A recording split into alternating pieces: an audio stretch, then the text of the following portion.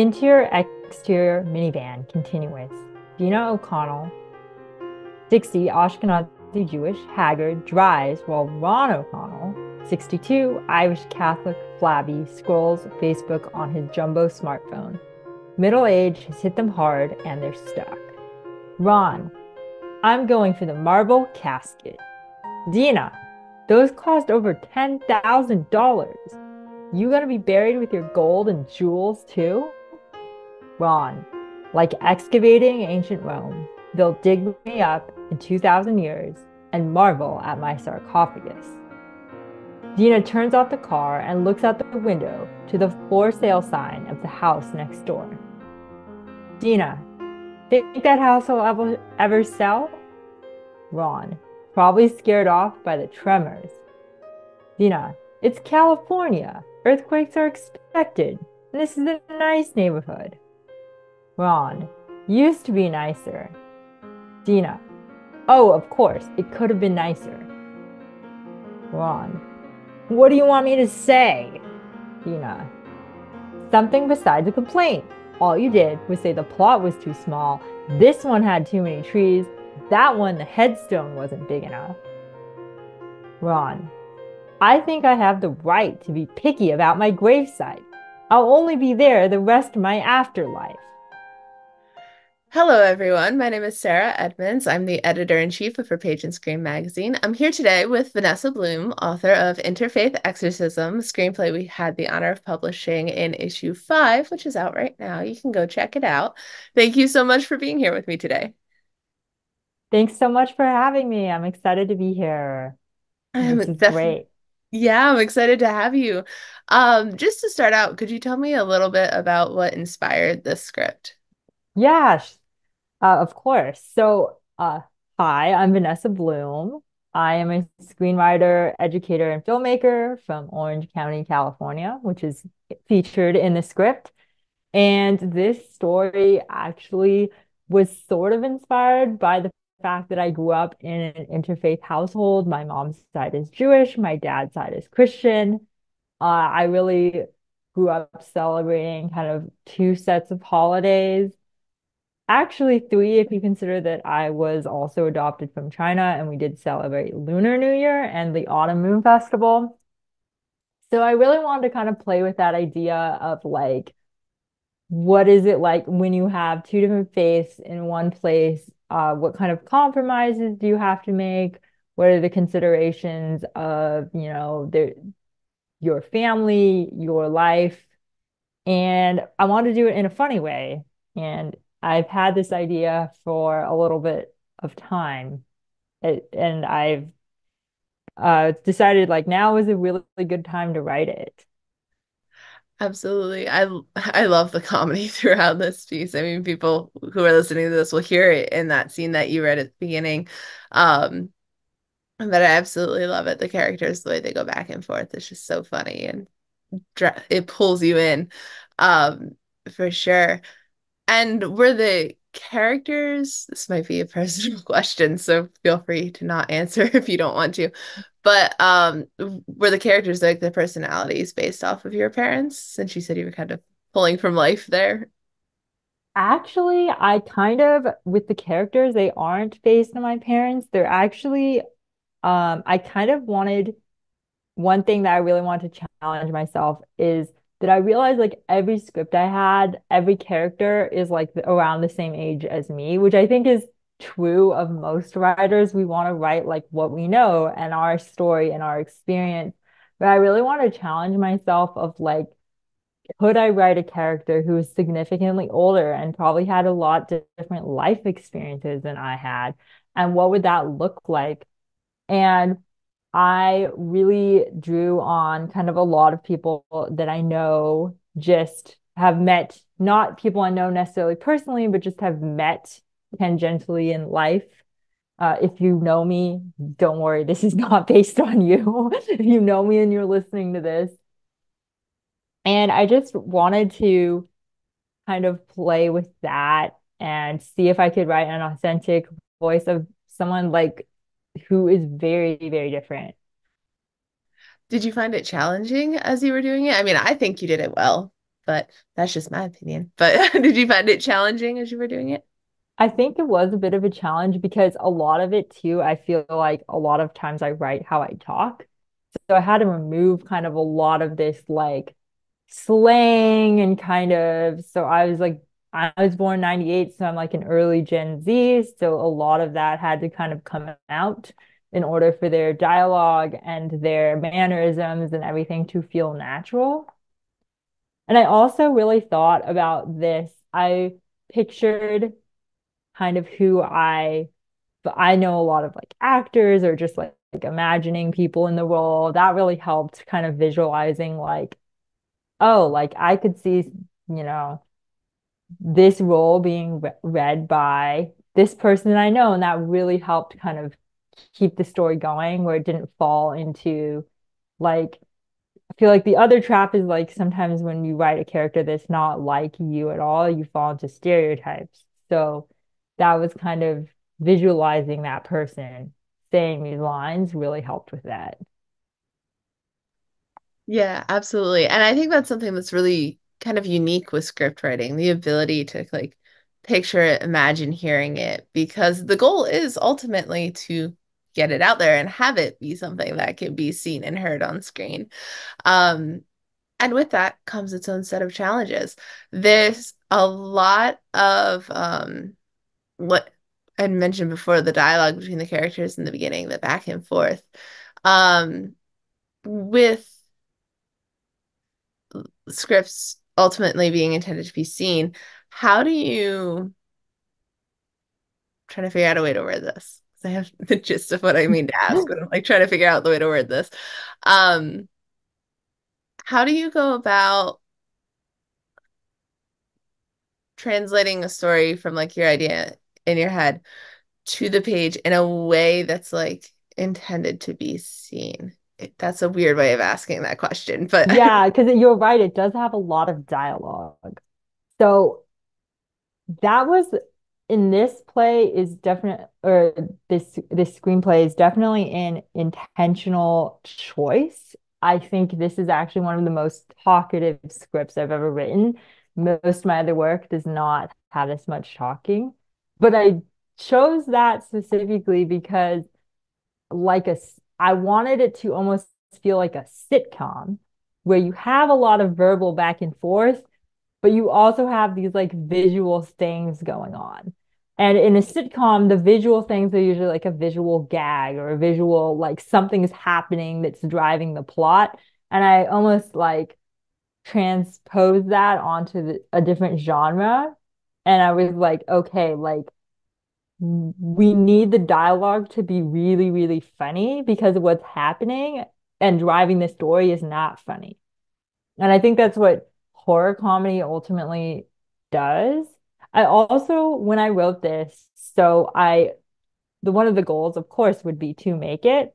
I needed it to be as low budget as possible. Like whenever I write something with the idea that I will direct it someday, it has to be as low budget as possible. And in this case, especially because even if you have a ton of special effects budget, there's still only a limited amount you can do as an indie filmmaker. So if that's your case, then your actors better shine. The dialogue better be brilliant. Like I think a lot about the Doctor Who. I don't know if you've seen Doctor Who, like the revival in 2009. And in those early days and like seasons, the early seasons, they didn't have that much budget. Yeah, they had some special effects. So like the actors were amazing. The dialogue was great. Like the story is really good because they have to compensate for like the audience is willing to forgive a cheesy special effect for a great performance. And that was kind of the idea here. absolutely. And I can definitely see that. I think that the dialogue really shines through, the writing here really shines through. Um, I always just feel like I have to ask the question because from an editorial standpoint, I honestly the main reason that like we will pass on scripts, whether they're stage plays or screenplays, um, is because there's not enough of a visual component. we always think about them as like the end result is visuals. And I always tell people that when I'm writing the little rejection emails that break my heart. But then I think back to like the pieces that we've published. This is one of them that's like more dialogue heavy. And then I think of St. John of Suburbia, which I think was in our second or third issue. I forget. And that's extremely dialogue heavy. Like it blows us out of the water as far as dialogue goes, the amount of dialogue goes. And I always feel Hmm. kind of bad because I'm like, I think of those pieces and your piece as compared to others, but the dialogue really, really shines. And there's still that visual component is still a really like key element when it does like pop up and the action really does drive it. Um, so I think what you're saying about letting the actors shine, letting the dialogue shine and Hmm. drive it in Because that way. there's there's definitely some actors that I've thought of that I've just like met or knew that I would be like, I would reach out to them with this project. And like, I think another thing is, I feel like older women, older actresses get like zero roles. They don't get anything good. They get like the mom and the grandma who has like three lines, and they don't get like those meaty, like good roles. And I was like, if you because I approach this all from an indie filmmaking point of view. And like, how do you market a project? How do you get a really talented actress to sign on? You have to give them that opportunity to really perform. And I could see like in a lot of comedy scripts like that, if the base material is good, sometimes they'll ad lib and like in college, I wrote my first comedy short film, and the best line in it is one the actor ad-libbed on the set. And at first I was really mad about that. Like I was like low-key like I wrote all this stuff, and the best line in the film was not one that was in the script. But then the more I thought about it, I was like, no, it was because we already had this good base. The actor felt comfortable, the actor enjoyed the work. And then this new creative stuff bubbled up. And that's why filmmaking is so fun. It's such a like a group activity because the actor was vibing with everyone and work and the script and the production, this new addition, which is literally the line that gets the most laughs in the entire thing. Like, so I'm like, that's awesome. So that's like what I want. I want to give actors something that they can start riffing off of. They can go further with than what I could come up with. I am not an actor. You do not want to see me on a screen, but that's what they do really well. So I want to give that to them. Yeah, I love that. And especially because, like you said, filmmaking is such a collaborative process. Like every Hmm. single person has to be investing their all and given the space to Hmm. share their talent and shine. So that's so important. Now, I'm curious, when you talked about like considering marketing, considering angles, not not film angles, but like marketing angles, Yeah. um, considering all of those things when you first come up with an idea, do you start with the idea and then consider that? Or do you think, oh, I want to make a film that lets this demographic shine? Or do you start with the angle first? Oh, this is such a good question because I feel like whenever I talk about my process, it sounds so weird. The first thing always is I have an idea, like a concept. I say, oh, like here's a log line that I came up with in my head. I have to be honest, I probably come up with like multiple ones every single week. I probably come up with 10 a month. Then what do I do? I let those ideas, I call it percolating. They just sit there. I don't act on any of that. And what I find is the ones that I'm really drawn to, I continue to think of and I continue to come back to. And some of them, like this story, when I first started thinking about it, like I first got the idea, I would say was over 2 years ago. But I didn't actually write it until last fall because, like, not only do they have, I feel like they have to percolate, like the right time has to come. So I still have ideas that are floating around that I'm like, I'm sure I'll write this Sunday, but it's not the time. Then when I really start feeling, oh my gosh, it's the time, and that can be either from like outside events that kind of push me towards it, or I meet, like I'm working on a script right now where I met an amazing actress who I was like, I could see her in this role. I got to finish this script because she is like the personification of that character. Then the next thing I do is I make a Spotify playlist.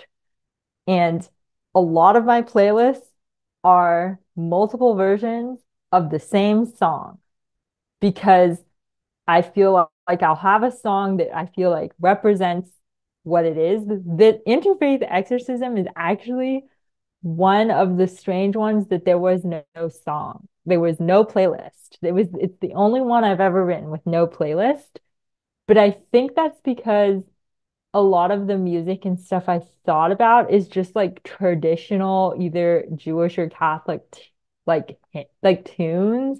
So I didn't make a playlist of that. Like I just thought about it.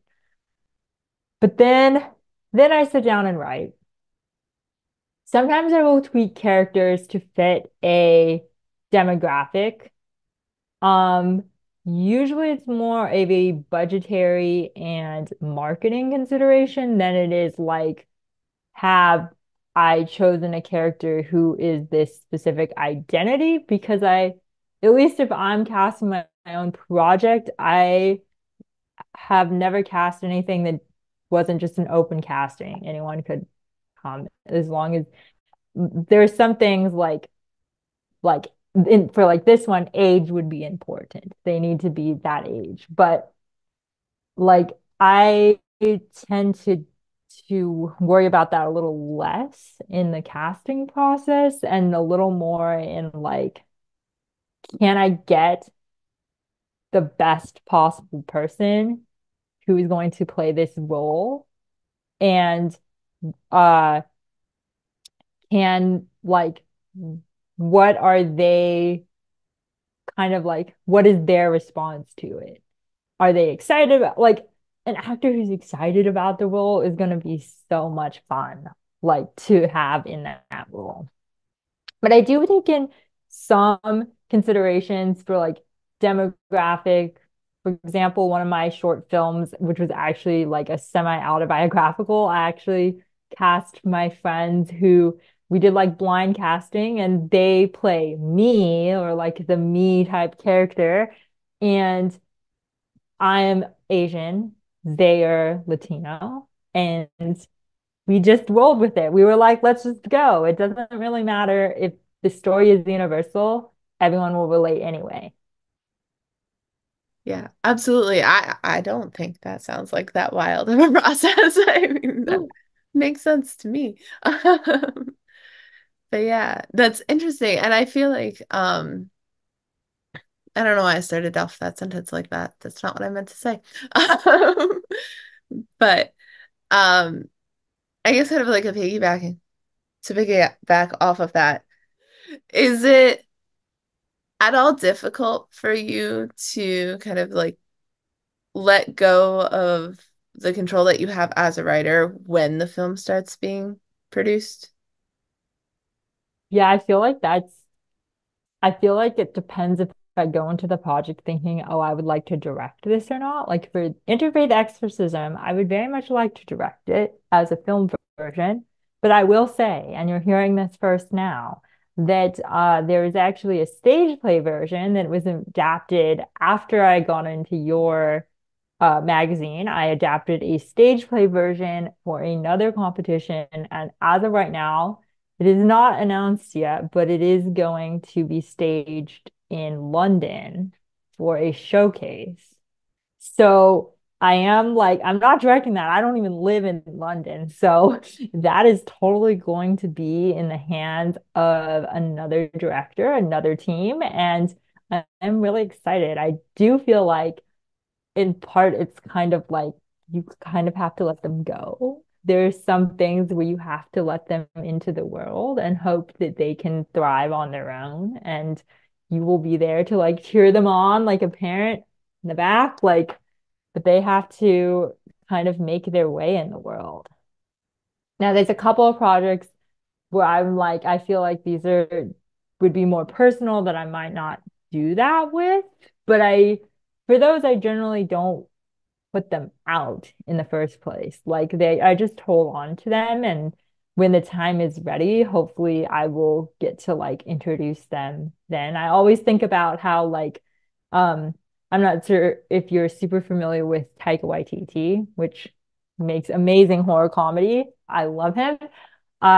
He had to wait to make Jojo Rabbit, which was kind of like no one who would have like greenlit that project without him, but he had to get there first. He couldn't make Jojo Rabbit as his first film because no one would have ever approved that.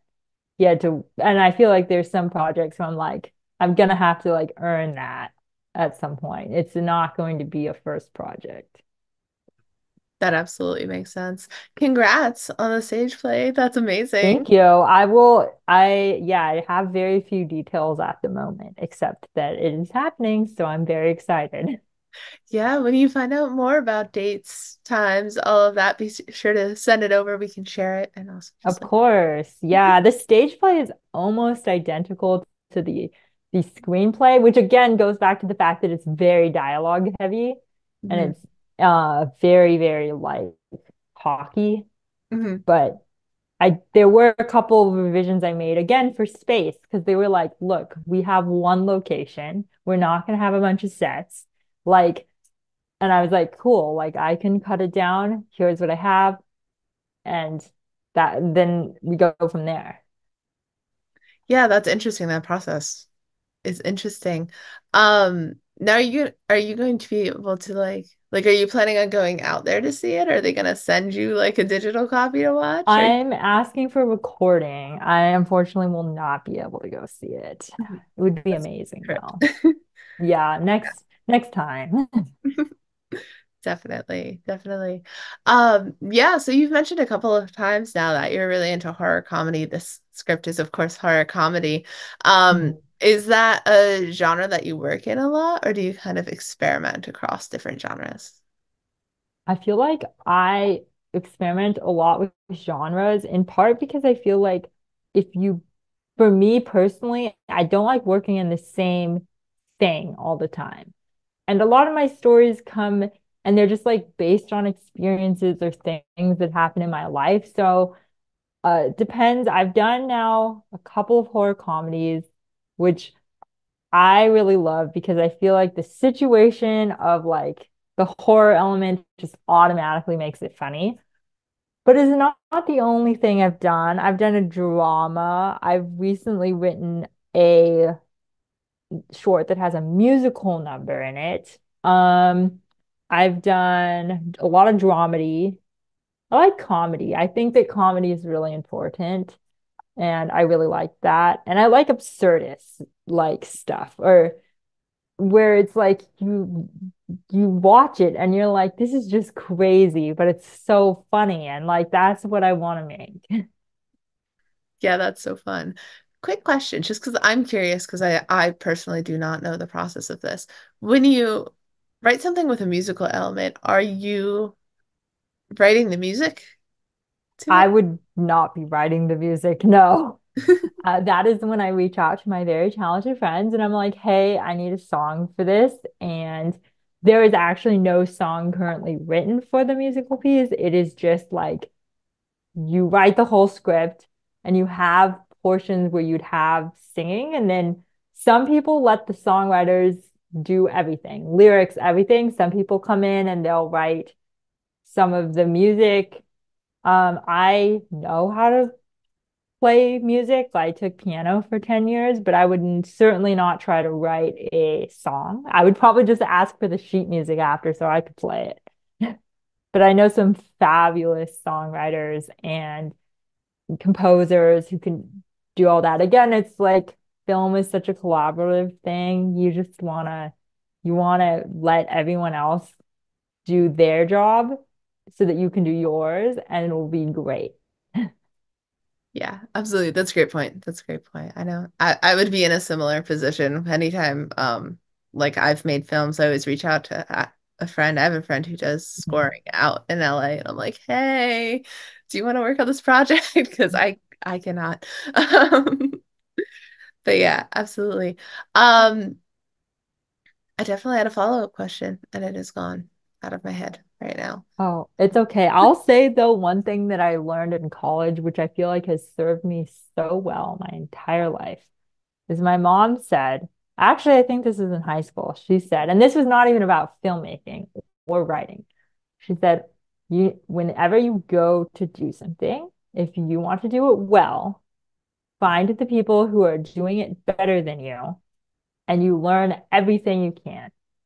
And for filmmaking, I feel like that has always been something I strive to, like to show up with everything prepared and show up like so they're certain that you are going to follow through, but to have people who are the top of their game in whatever respective area they are. And that's how, in my mind, like to create something really, really cool, that experience. Yeah, that's really, really great advice. I think the best I just to echo, yeah, the best thing I've ever learned from like working on films is just to come ready to learn and like be open to learning. Um, even if you think that you know what you're doing, there is always someone who knows more than you. Yeah. Um, I recently shared on my Instagram the other director I'm obsessed with is Ryan Johnson. I feel like in reality, like when I read or enjoy stuff, mystery is actually my favorite genre. I've never written a mystery and I probably will never write one because I feel like sometimes to work in your favorite genre makes that work. I don't enjoy that reading it anymore if I have to do it. But he said in an interview that the way he gets the best performances out of the actors and everything, as he said, a safe set and a happy set. And I'm like, yeah, that's basically what you need to do. Absolutely, for sure. Um, I did remember my follow-up question. Um, so this is kind of like pulling back a little bit, but I'm curious, how did you get into writing, filmmaking, all of that? Where did you start? Well, I guess if you want to go all the way back to the beginning, I started when I was a kid and I there was a movie called Homeward Bound and I didn't like the ending, so I rewrote it on Microsoft Word. I didn't actually know what a screenplay was or anything. I just like started writing like a paragraph. And I think from there, I mean, I've always been interested in writing. I used to want to be a playwright, and I actually coerced many of my friends into being in my plays in middle school and high school. Uh, they may be listening to this, so you know who you are. And then I realized that making a play was exhausting. You could only run for a certain amount of time. And then when it was over, like unless you videotaped it, you didn't have anything like to show for real. So then I was like, well, if you film it, you might as well just make a film. Like we don't need to record it. And I still like I feel like theater has such a cool and important part of the arts.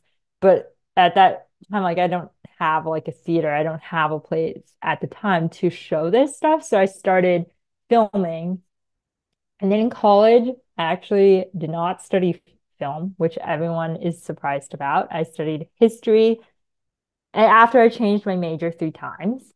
Um, and then in college, I was also part of my school's film club, which is how I really got into filmmaking. And I met some of my best friends who I still know to this day. And a lot of my collaborators came from my college, even though I was not a film major. So I was very grateful that they welcomed me. That's awesome. And how have you? I'm curious about how you've continued your work in film like after school, because I do know a lot of people who studied film in college and they made films in college, and then after that, it's kind of like, now what? I need a day job. So I'm curious how you've made that transition into working in film now that you're out of kind of a school setting. Yeah, well, a couple of things. One is that I live really close to LA. I think that for a lot of people who don't have, like, can't live with family, like it's really hard to stay. I'm lucky that I can live with family and I live 30 miles south of Los Angeles. Even even though from Orange County with traffic, it's usually about an hour. The proximity, huge factor. I think also the factor that I was raised in Orange County in Southern California and kind of no one in my family is in entertainment, but just proximity gave me kind of like a almost like a cultural benefit in that like I kind of grew up understanding basic things of how the industry operates, even though I didn't know anyone inside the industry. The other thing is, this is also like many people, this is not my full-time job. I'm actually a teacher. I'm a high school teacher and I teach history.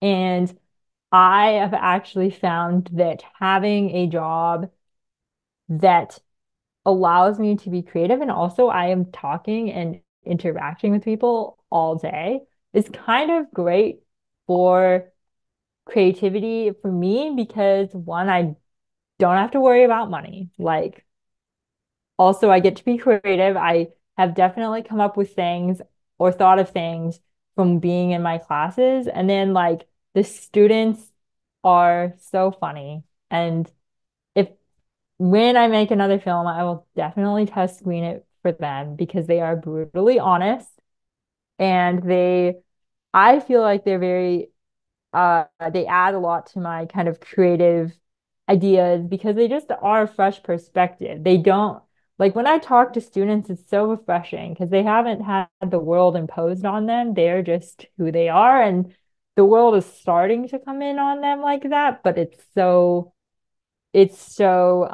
new and fresh for them. It's amazing.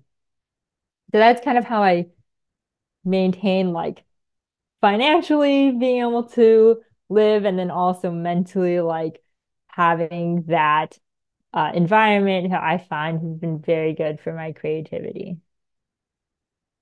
That's awesome. Yeah. And do you have any projects that you're working on right now that you can tell us about, drop hints about, that kind of thing?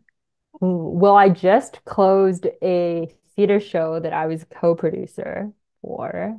It closed on Sunday.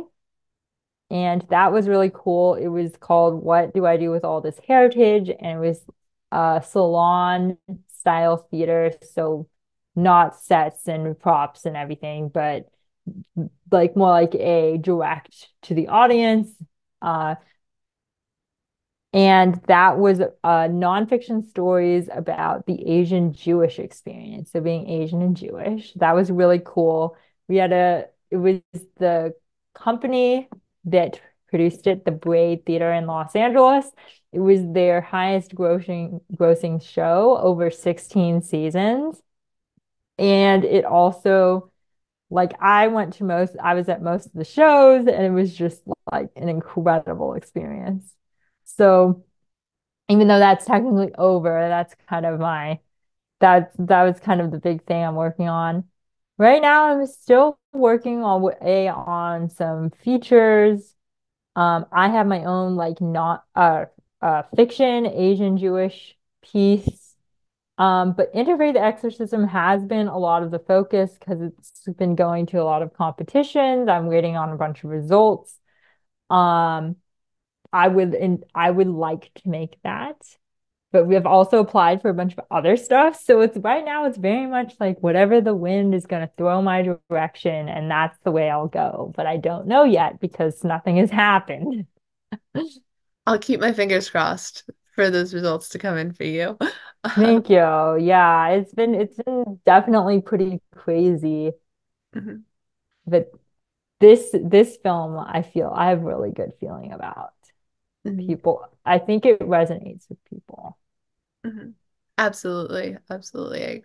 I agree completely. Now I'm curious, what is your favorite role in the filmmaking process? Do you prefer writing, directing, producing? Do you have a favorite? I feel like that would be really hard. I honestly feel like I love writing the most. I write a lot of stuff to direct because I figured out in college that not a lot of people want to direct other people's work. So I almost became a director, not because I thought, oh my gosh, I could never live if I didn't direct, but because I was like, this is the only way that you get a lot of your work made is if you direct it. And so I really enjoy directing. I'm actually about another thing I'm about to do is direct a short theater piece for a play festival in Los Angeles. So I'm directing like a one scene play, which will be cool because I've never directed theater. I've only ever directed film. But I mean, honestly, at my heart, it's writing, it's telling those stories. Directing is very fun. It's a very rewarding experience too. And when, but I think the process of creating the story is just so good. It's way too good. Yeah, absolutely. I agree. I'm in the same boat. I've definitely only directed because I'm like, if I don't make this movie, no one else will. So, hmm but yeah, that's a feat in and of itself to. Yeah, for sure. For sure. And I Mhm, think it also like I'm mostly interested in like indie film, not necessarily television, and like indie television doesn't exist really. mhm. And TV, it's very different. You have the writers and then you have the directors and they don't overlap as much. Whereas like in film, you kind of have to direct it to get it made. Yeah, no, definitely, for sure. Um, no, I definitely was going to ask you something related to festivals. I don't remember what it was, but Oh yeah, yeah, I've done the festival circuit. I feel like if I knew what I didn't knew now when I was doing like my earlier films, I would approach it very differently now. I think that festivals are definitely a game. You have to play the game. yeah. Now, do you have advice for anyone kind of entering the festival circuit? Oh, entering the festival circuit? Mhm. Or in general, Yeah. just related to festivals. This is a festival related question. Any advice? Okay. I think the most important thing I realized with festivals is making sure you know what you are looking for. Like when I did my first short film that I entered in festivals, I just kind of like threw applications at the wall and kind of hoped stuff stuck, which was fine at the time because I was like 19. I didn't know any better.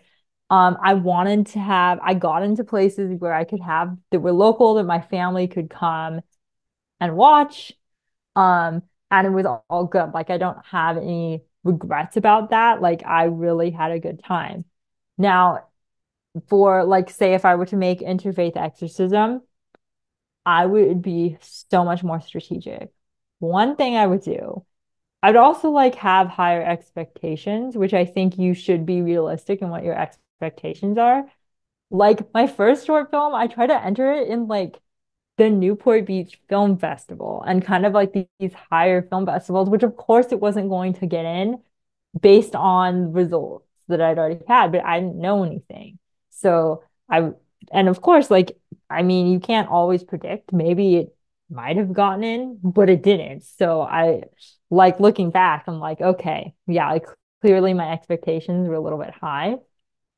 Um, yeah, so I'd be also like really strategic in what the content of your film is and doesn't match what the festival wants. Like actually, Interfaith Exorcism, I entered it in the Slam Dance screenplay competition. I actually got some really lovely feedback about it from them.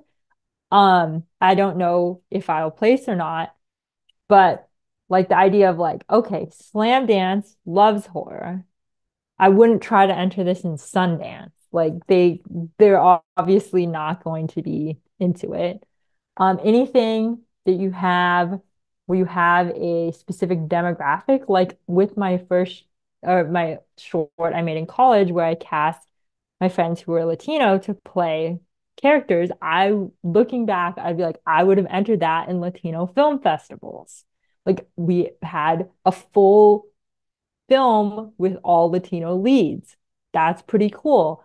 I would have entered it in more like Asian American film festivals because I'm Asian American. And I think that when it comes to festivals, because each one costs money, you really want to like decide, okay, what is the end goal here? If I get in, what am I looking for? And also maximizing the chance you do get in. Like, yeah, like probably you don't want to enter, like a really big drama film to, slam dance. It's not necessarily what they're going to look for. Yeah, that makes sense. That makes sense. I definitely had the same experience with the first film I ever made, where I'm like, I'm just Hmm. looking at all of these festivals. I'm like, if they're under a certain price point, I'll apply to it. And like, Yeah. yeah, I got some results from it, but probably not the best plan.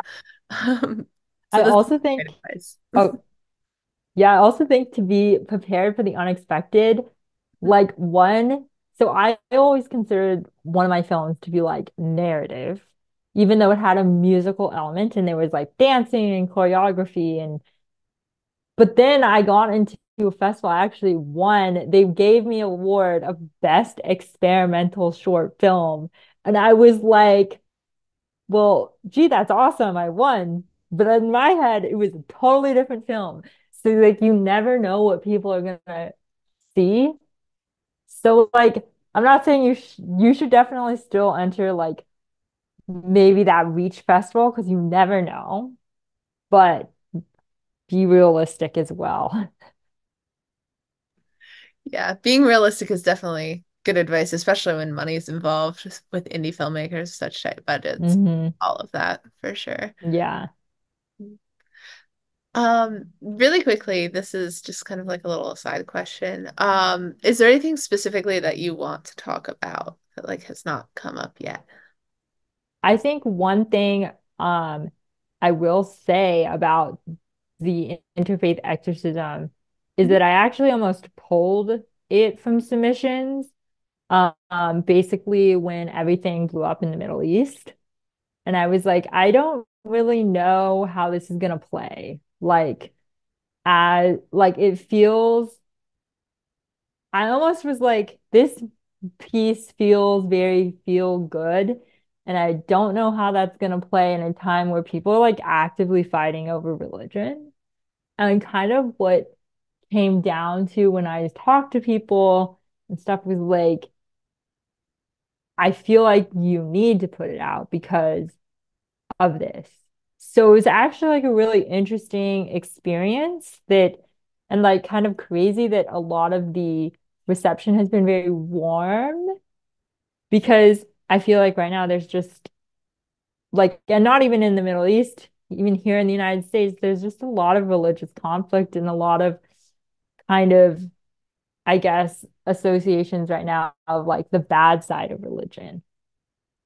But I think I'm really glad that I actually started entering it in competitions anyway. And like, hopefully it, can show kind of a good side and what people can do when they actually respect each other's religions. Yeah, absolutely. And I think one thing that this screenplay does really, really well is just showing how the two religions of the main characters, like, they're not that different as far as like what they do for each person, how they support each person, like Hmm. what the goal is. That's a weird way of wording it, but I hope that it comes across right. Um, because yeah, they are very different and they function differently. Um, but like they're still there to support each individual, and by working together, they achieve more than they did on their own. So I think that it's a great Hmm. message to have, particularly now. So I'm very glad that you're sending it out too Yeah. and have sent it out. Um, but yeah, it's Yeah. interesting to consider that though, really with any script or story that kind of considers topics that either have been sensitive or become sensitive based on the way that the world changes.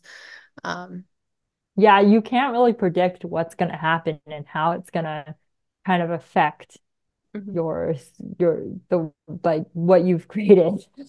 mhm, mhm, absolutely. Um, yeah. And I think that sometimes what happens in the world can also impact the stories that we make and rewrite, whether we're aware of it or not. I always think back to Mhm. this is really random, but I took a class on Virginia Woolf once, and there are elements, I'm blanking because this was years ago, but there are elements in one of her stories that are very telling of like specific historic events that were going on at the time, Mhm. but that are just like really subtly built in, just because like that's Yeah. what she was living in. So that's just what it was. And I think we're seeing that now a lot with stories incorporating the pandemic, but also Hmm. kind of things like this, like how do we talk about religion in a time when there's so much religious conflict, and Hmm. how do we work around that in a way that shows like there is still a good side to it. It does help people, it does support people, like when it's Yeah. expected in that way. Mhm. I also like think that uh it might not be like super widely known, but Jewish and Catholic is actually a pretty common pairing for people who marry out of their faith. Like I know so many Jews and Catholics. Like it is, there's actually one of my friends who is Jewish and Catholic told me it's called a cashew. You're a cashew. And like I think that that was kind of fun as like something like an acknowledgement to if you are from especially like the Jewish community, you're gonna get this. Like it's kind of an inside nod to like, hey, this we know this happens a lot in the community. Here it is. And those nods really make stories relatable to people in those communities. They're kind of like really Mhm. excellent selling points if we jump back to like the marketability, kind of like Mhm. creating that following, being like, hey, I get it type moment. Mhm. Yeah. Awesome. Well, I might hop over to my last question for you. Yeah, Um, sure. it's a very, very generic question. I apologize, but I ask everyone. So I'm just curious if you could give one piece of advice to writers, filmmakers in general, what would that be? Mm. In general, the funniest thing I thought of right off the top of my head was don't quit your day job, but not because you're not good or not because your day job is bad, but because sometimes when you're in another industry, the wealth of things that you absorb, we get so caught in our own bubbles as creators, as filmmakers, especially if you live in LA or New York, like it's very easy to be like, all of my friends are actors and writers and directors. And kind of having that outside perspective, I've met many filmmakers who are like, this isn't even my job. Like I do other things, but this is just kind of my passion in life, and it actually like enriches the art because you need those experiences to have things to write about. And I also think that it's everyone you meet is also kind of an opportunity for you to learn about yourself and kind of learn things that you can incorporate into your work. And so if you don't quit your day job, you're more likely to be exposed to those outside perspectives, not people in the film industry. Because like sometimes even I'll say something and I'll say something is like that's so film specific and people around me are like, what? So it's easy to like forget like that you exist in a world that is, and if the whole goal is to write something that's relatable to people who have never even heard of what a film set was, they just watch on TV to watch TV, you need to have that like outside perspective in a way. So I guess that would be like my main advice. Not terribly inspiring, but I think it served me very well. I've not moved to LA. It is, I feel like that is pretty unusual, but I feel like I'm making it work because I live close enough. And again, it like lets me have that chance to kind of exist and have other sources of inspiration outside of just the industry. Because I've actually worked as a set PA. I worked as set PA all through college. I've worked, I did internships and all sorts of things like in LA. And those are all wonderful experiences as well. But from the writing perspective, there's nothing like just interacting with people in the world that gives you that inspiration. I think that's great advice, especially like unique advice too. It's a new perspective, but it makes a lot of sense for sure. For sure. I know people who cross over to film, they're like, and there's so many jobs like nurses, scientists, like a lot of people just write on their free time and like I don't know. I will say as a teacher, being a teacher is pretty great. There's a lot of creative wells of inspiration, especially if you teach in the art department. I don't teach in the art department, but my colleagues who are in the art department, they have like one of them has a concert tomorrow. So like he plays guitar and has a band. So like there's so much creativity still happening every day that is just not necessarily like on a Netflix set. Mhm.